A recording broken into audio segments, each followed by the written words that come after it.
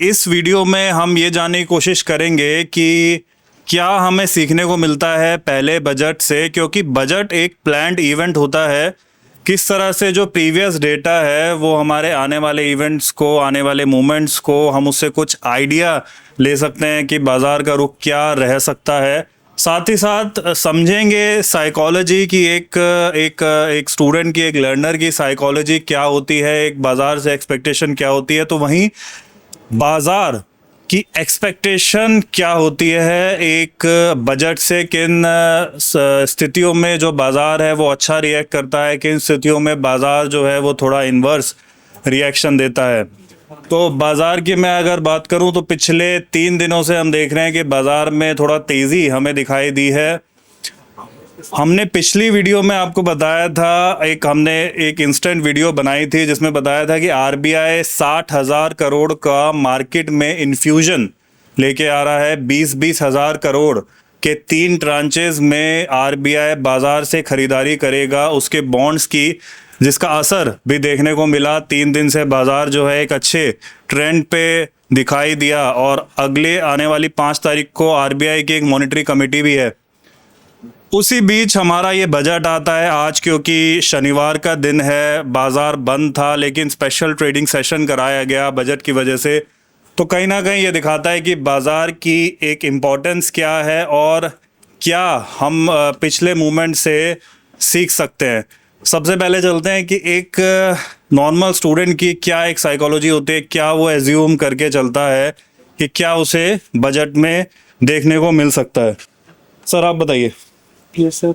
क्या सोचते हैं कि बजट किस तरह से एक अच्छा बजट हो सकता है, बताइए कुछ। सर जहाँ तक है सर बजट पॉजिटिव होगा, क्योंकि सर मार्केट सर काफ़ी टाइम से नेगेटिव ही चल रहा है। और सर पूरा सर अगर सर मार्केट अभी भी नेगेटिव रहा तो सर 22,000 के आसपास इन मार्केट जाएगा। नहीं, एक मुझे ये बताइए कि एक बीइंग एक नॉर्मल पर्सन की आपकी क्या एक्सपेक्टेशन है बजट से, क्या चाहिए आपको बजट से? सर बजट सर पॉजिटिव आना चाहिए सर, कंज्यूमर को सर अच्छा रिजल्ट होना चाहिए सर।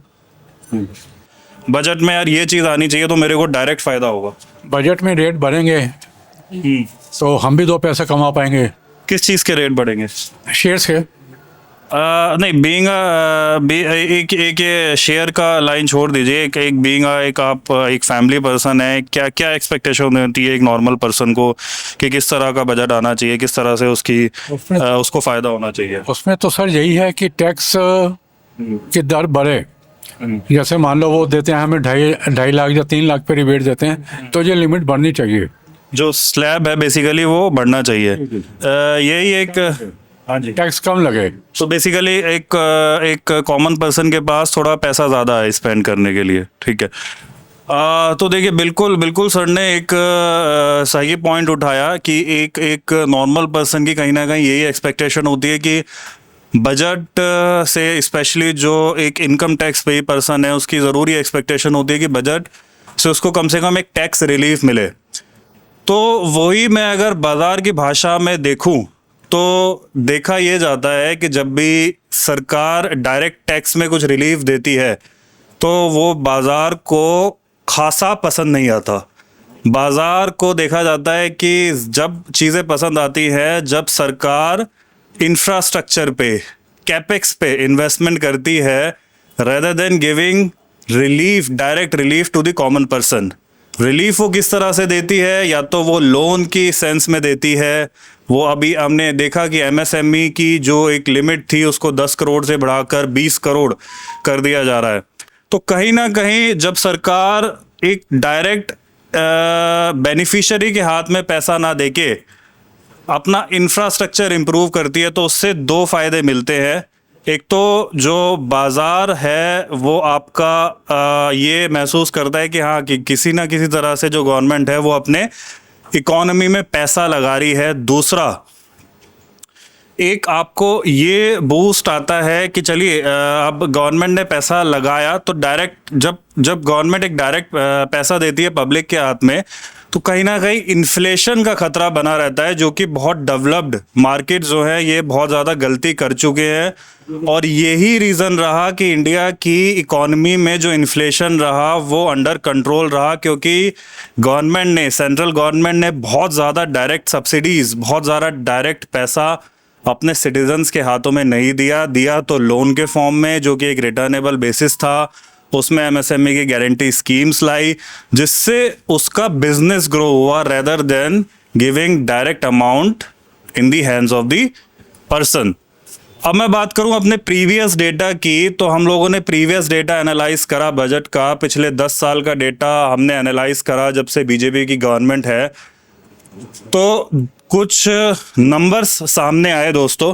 नंबर्स कुछ इस तरह से सामने आए कि अगर हम इंटरिम बजट को छोड़ दें, हमने इंटरिम बजट अपनी कैलकुलेशन में नहीं लिया, इंटरिम बजट को अगर हम छोड़ देते हैं तो 10 में से 6 इंस्टेंस ऐसे हुए जहां पर बाजार ने 4-5 दिनों के बाद फॉल दिखाना शुरू कर दिया। 10 में से 6 इंसिडेंट। बजट के दिन भी बाजार डाउन रहा और उसके 4-5 दिन बाद भी बाजार में एक अच्छा खासा फॉल आया। जो 4 इंसिडेंट थे जहां पर बाजार ने कुछ अच्छा मूवमेंट दिखाया अनाउंसमेंट के बाद, उसके अगर ट्रेंड को समझा जाए तो उस दिन, जिस दिन बजट अनाउंस हो रहा था, उस दिन भी बाजार एक अच्छा मूवमेंट में, अप मूवमेंट में रहा, और उससे पहले भी बाजार का एक अच्छा मोमेंटम बना हुआ था, तो वही मोमेंटम आगे बना रहा। बात करें इस बारी की, तो इस बारी बाजार बजट से 3 दिन पहले एक अच्छा मूव उसने दिखाया। अभी हम बात कर रहे हैं करंटली, तो बाजार जो है एक न्यूट्रल लेवल पे है, अराउंड 0.3% नीचे आ चुका है। ओपनिंग अच्छी हुई, फिर अनाउंसमेंट्स के बाद नीचे आता गया। अब 5 तारीख को मॉनेटरी पॉलिसी है, उम्मीद यही है कि उसमें इंटरेस्ट रेट बढ़ाए नहीं जाएंगे। लेकिन अगर पिछले डेटा की बात की जाए तो कहीं ना कहीं यही दिखाई दे रहा है कि जो डाउन ट्रेंड है उसका मोमेंटम कंटिन्यू रह सकता है कुछ टाइम के लिए, आने वाले कुछ टाइम के लिए। लॉन्ग टाइम के लिए देखा जाए तो इंडिया की ग्रोथ स्टोरी इंटैक्ट है, लेकिन हो सकता है 4-5 दिन के बाद कुछ दिन के लिए हमें और डाउन ट्रेंड का सामना करना पड़े। अगर ये बजट लोगों को, मार्केट को ये समझ आ जाता है कि हाँ सरकार जो है वो बाज़ार में डायरेक्ट पैसा लगाएगी, अपना डिसइन्वेस्टमेंट्स करेगी, कैपेक्स मजबूत करेगी, और बाज़ार आज एक स्ट्रॉन्ग नोट पे बंद होता है, जब हम मान सकते हैं कि आने वाले टाइम में हमें बाज़ार में एक अच्छी तेज़ी देखने को मिल सकती है। वरना अगर बाज़ार आज वीक रहा कुछ दिन तक, भले ही हमें कुछ तेज़ी देखने को मिले, पर हो सकता है उसके आगे आने वाले दिनों में हमें एक डाउन ट्रेंड का सामना करना पड़ सकता है। तो दोस्तों ये था हमारे बजट का छोटा सा एनालिसिस। हम एक वीडियो जब कंप्लीट बजट आ जाएगा उसके बाद भी एक वीडियो प्लान करेंगे।